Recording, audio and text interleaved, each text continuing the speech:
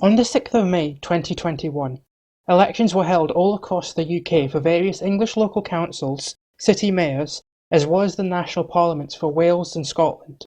But the question is, why is this democratic election such a big issue?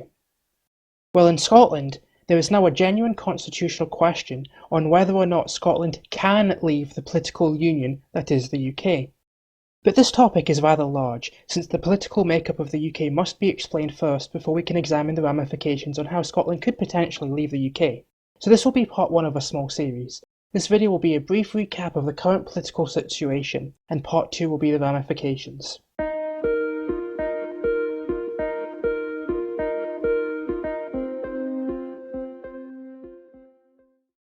So the UK system of power works a bit differently than you might expect it to. If you compare it to a nation such as the USA, where you have your federal government with a small amount of legislative powers, with the rest of the legal powers being held within individual states, you realise that the UK is nothing like that.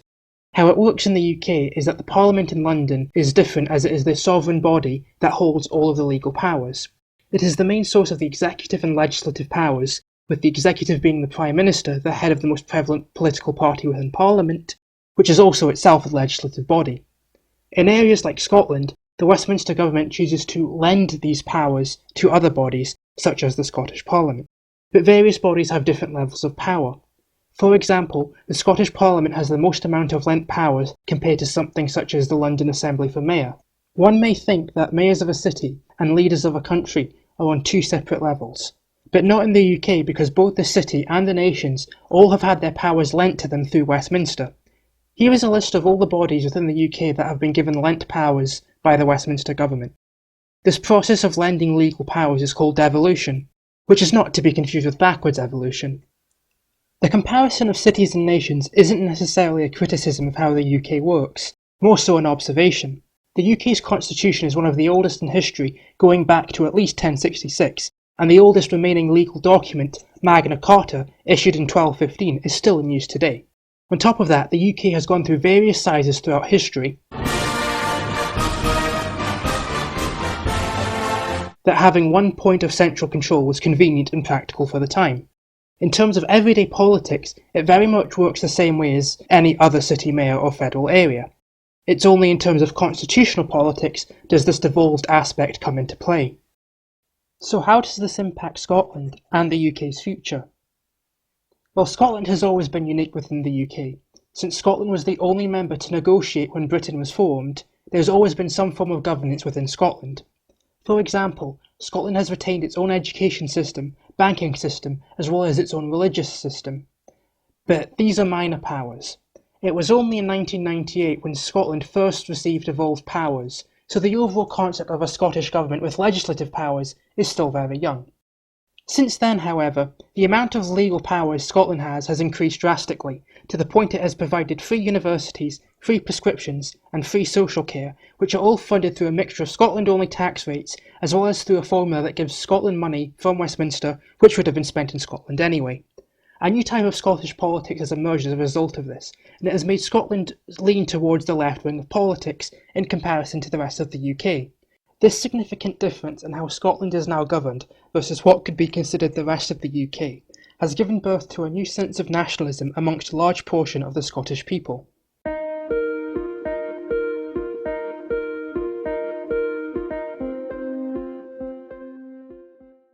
Whilst this identity was very prominent, it was still seen as a subsection of being British, or at the very least on par with it. This was shown when Scotland held a referendum in 2014 on whether or not Scotland should be an independent country, with only 45% voting yes. However, even though Scotland voted to stay as part of the UK, no one within Westminster expected the yes vote to be that high. A result of this was the Scotland Act of 2016, which devolves even more powers to the Scottish Parliament. This was a double-edged sword, however. It was originally seen as a compromise for both sides, giving Scotland more powers whilst remaining in part of the UK. What actually happened, however, was that these additional powers allowed the Scottish Government to make wiser choices on behalf of the Scottish people and showed the Scottish electorate the benefits of a closer-to-home government. But this was not the main catalyst for Scottish independence, however. That would be Brexit. Scotland is rather unique in the regard that it was the only member of the UK to vote unanimously to remain in the EU during the Brexit referendum. Scotland has always seen itself as a culturally Scandinavian nation in terms of social policies, as well as a weak but present historical link between the regions. This has extended into a pro-EU view overall, turning Scotland into a welcoming, open and tolerant society. In fact, this pro-European stance was used in the 2014 referendum, in which the remaining no thanks side said that an independent Scotland would not be able to rejoin the EU, and that the only way to stay in the EU was to stay a part of the UK.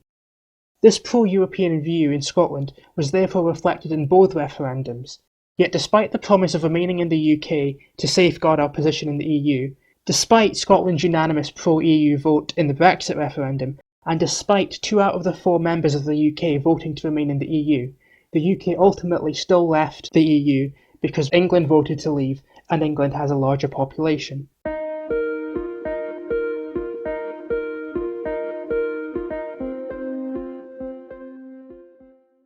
Not only was there this political divide, with the unanimous Scotland voting one way but getting a different result, it was also very unlike the Scottish referendum, in where there was a compromise due to how close the results were. There was no compromise on this Brexit issue, however, despite their results being even closer in comparison. This divide was also further extended by the apathy shown by the Westminster government. The Scottish government then, and still now, is run by the Scottish Nationalist Party, which is in favour of an independent Scotland. Because of this, their genuine criticisms of Brexit policy was dismissed in Westminster Parliament because it was portrayed under the umbrella of a separatist movement. The main argument at this point is, Scotland is a member of the UK and the UK voted overall to leave the EU, which is a fair enough point to make. However, it can be said that this point is a very narrow-minded view, as it ignores many factors. One such point is that every member nation of the UK that is not England is underrepresented. The UK is a country made up of countries. There are different cultures, different languages, different histories, different forms of government, different ideas, and despite all of this, there is no representation as an overall nation. If you compare this to other countries with a similar makeup such as the USA, with individual states and different identities, the US founding fathers managed to find a solution to this representation with the Senate, where each state, regardless of the population, will have 2 senators. The UK has no system like this, and it is very much needed. To put things in perspective, the London metropolitan area has a larger population than Scotland, Wales and Northern Ireland combined. The capital of England has more say in Parliament than every other member of the UK. All of this disconnect, all of this divide, ultimately led to the outcome of the 2021 Scottish Parliament election, in which 55% of the current Parliament is in favour of another Scottish independence referendum.